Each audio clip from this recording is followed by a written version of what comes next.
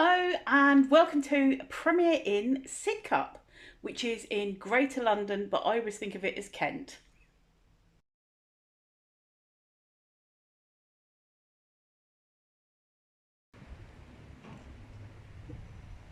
To enter the building from the car park, you go round the side here and then round here. It's not obvious where the entrance is, it's just a little sign there, and there's the entrance. You come in there, there's the stairs up to the first floor where the reception is, or you can take the lift, which is what I did. The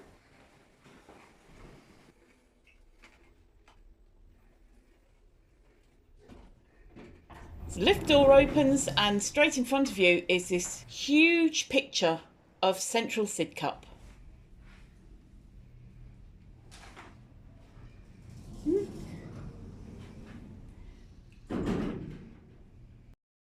Check-in was quick and simple. The reception person was friendly and cheerful.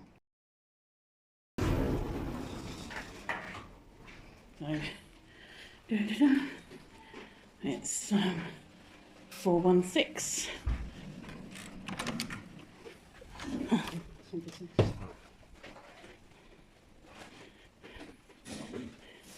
It does smell like weed, doesn't it?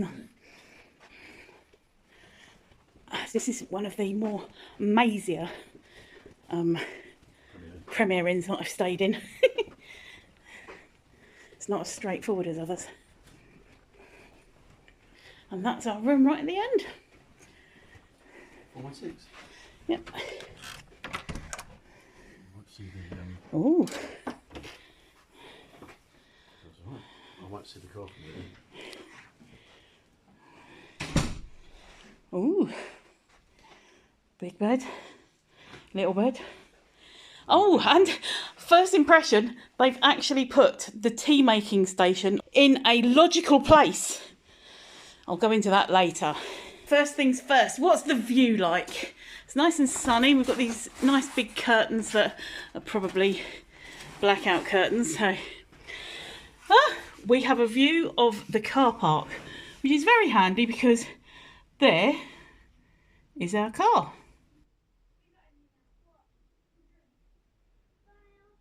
I don't know if you can hear that, but that's what we can hear in our room. It's gone quiet now. As you can see, I'm standing in front of the main door, the door of the room, and behind me is where you can hang your coats.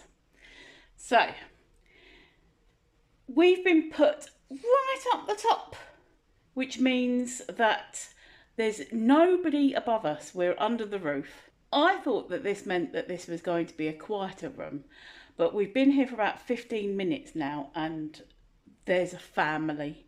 They're not arguing or anything, they're just kids and things, but you can really hear the conversation and the laughing and things, which is quite nice at the moment, but let's hope it doesn't happen at 2 o'clock in the morning.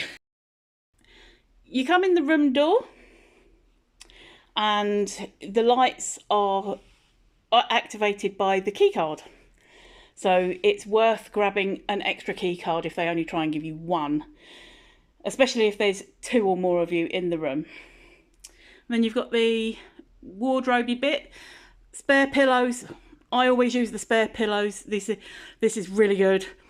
I can't sleep with less than about 4 pillows. And then you've got your hangy place, technical term, and they've put a spare bath sheet there because normally in a room you'll get a bath sheet, a hand towel and a floor towel, but there's an extra one of us today, so we've got an extra one. Extra towels, they usually pop there, but I suppose you can put shoes and things there, and there's a drawer there, and nice big mirror, lovely big mirror. And as you can see, nice big windows. And we've got the 2 beds made up because there's 2 of us. And so going forwards, there's your desk kind of thingy that you can sit at. You've got your lamp, you've got your bottle opener, always handy in a Premier Inn room. Sockets, And like I said, they've put the kettle and tea making facilities in a place that makes sense, not by the vanity. So this is good. However, I have noticed this. A layer of dust.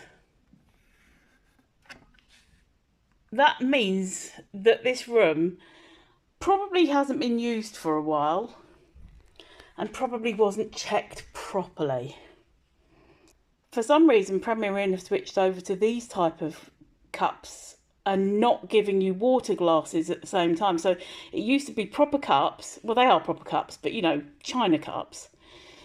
And then water glasses. But these, they're giving you as standard. So probably supposed to do both your jobs. They're glass, they're cups. But look, there's dust on the top of that.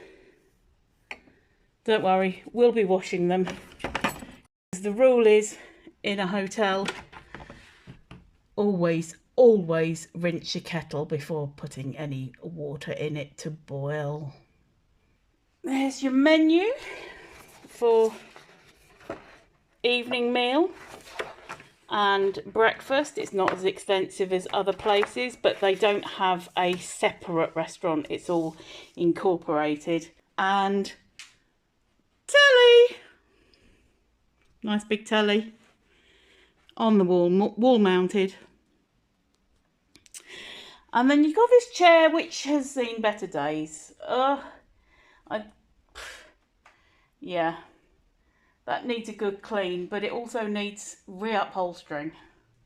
Someone's had a bit of a fight with that chair at some point. And then all our stuff. And then we've got this bed, the single bed, which is, when not being used, is a sort of sofa. It looks a bit like a sort of clunky chaise lounge. But I've noticed this down here. I quite like this curve of this wall. But I've noticed that there hasn't been hoovering down here for I don't know how long. There's bits. Not the most attentive to detail. Then across the room from the single bed is the big king size bed. I say big because I've got such short legs I can never get up on it without jumping, and people laugh. And it's like climbing Mount Everest. Under the bed there is actually a spare bed because this room can be made up into a quad for 4 people. Next to the bed on this side is this bedside table, which looks like a stool, but look, it's movable. They don't always move.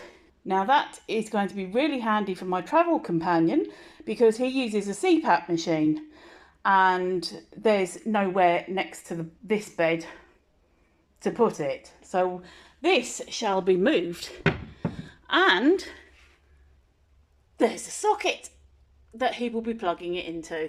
So that's all really handy. Sometimes, a lot of times, these don't move. They're fixed to the back wall. And a lot of times, there's not a socket near the bed. In this room, I don't know if you can see, there we go. It's got that pretty purple strip light. Not every Premier Inn has that. Not every room has that. But we have the strip light. So at night, that's going to look pretty.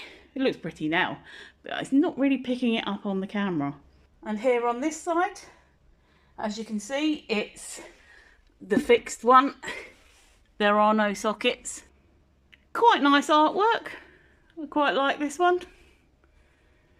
At least it's not a cityscape, which is what a lot of Premier Inns and budget hotels will put up in a London hotel, thinking that because you're in London you want to look at more buildings. The thermostat, which we shall be using for the air conditioning, as the windows in this hotel do not open.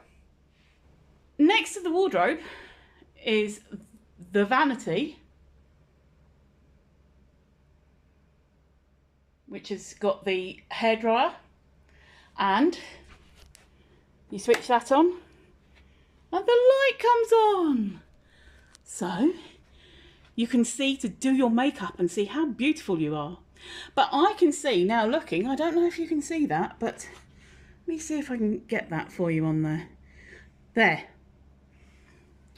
That's a drip or something from someone brushing their teeth or doing their makeup or doing something in the vanity. And that is why you should not, Premier Inn, you should not put the coffee and tea making facilities under the vanity, because people splash, spray, comb, shave, pluck, and God knows whatever else up the mirror.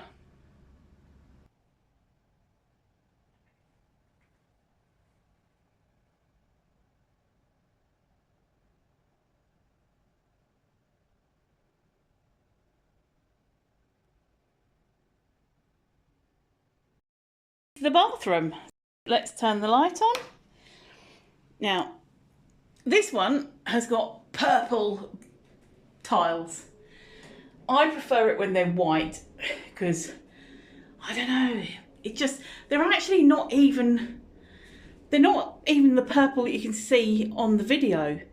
This is it looks kind of very slightly beigey purple. So it looks quite dark in here.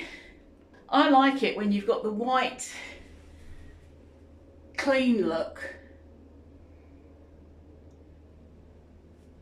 But then you got this. So that's just my preference, but also, ooh, does look quite streaky. But that means it's been cleaned, I guess, but it looks streaky. So we've got the shower. We've not tested this yet. And the bath, which all looks really clean, actually. Really clean. Yeah. There's my towels. And my floor towel. And the loo, which has not been tested yet.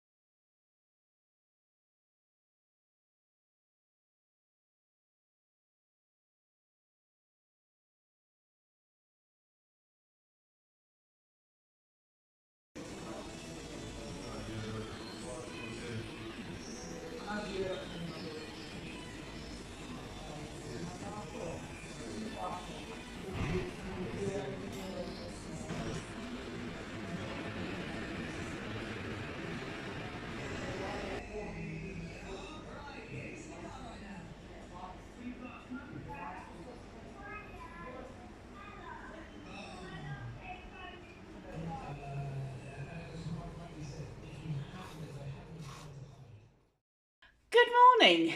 Well, as you can see from the breakfast footage and everything, it is the next day after the initial room tour. And I am rushing to get out of the room because it's now 11:45 and I've got to check out by 12.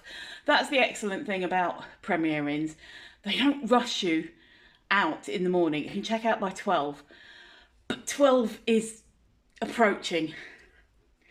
So, I just suddenly realised that I hadn't given you the update as to was there any snags or was there any problems, what was the beds like, etc. So here we go. So, had a great night's sleep. The curtains did their job and blocked out all the light. And the reason I had a great night's sleep is because that bed was really good. I've stayed in Premier Inns where they've upgraded the beds or the toppers are different or so. They've just been too hard, too high, too hard. And so my body doesn't sink into them enough. There's no support. That bed was really, really good. I was very happy with it. So that's why I'm quite chirpy today. And the breakfast was banging. And my travel companion slept in that one. No complaints. Also slept all night. So one of us had a shower. One of us had a bath. No problems there. Good water pressure, good heat. Bath filled up nice and quickly. Bath drained nice and quickly. Fabulous. So the air conditioning that I was saying about yesterday was fantastic. Worked so well. It actually cooled the room down. It was one of the best working air conditioning in Premier Inns that I've experienced. It cooled the room down and it worked. So up there, that's where the cool air pumps out the warm air if you've got it on the heater. What was happening though all night, it sounded like about every 10 minutes there was water rushing through it. It's probably where the pipework is, people running their taps and things, but it was happening about every 10 to 15 minutes. So yeah, it's probably just the general plumbing. It wasn't particularly loud. It was just like you could hear trickling of water going through and sort of bubbles, which was okay.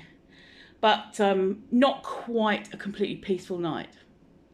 And on that note, do you remember yesterday I was saying to you about that I could hear kids in the next room giggling and chatting, and there was a family, and I was a bit concerned what that might mean for a good night's sleep?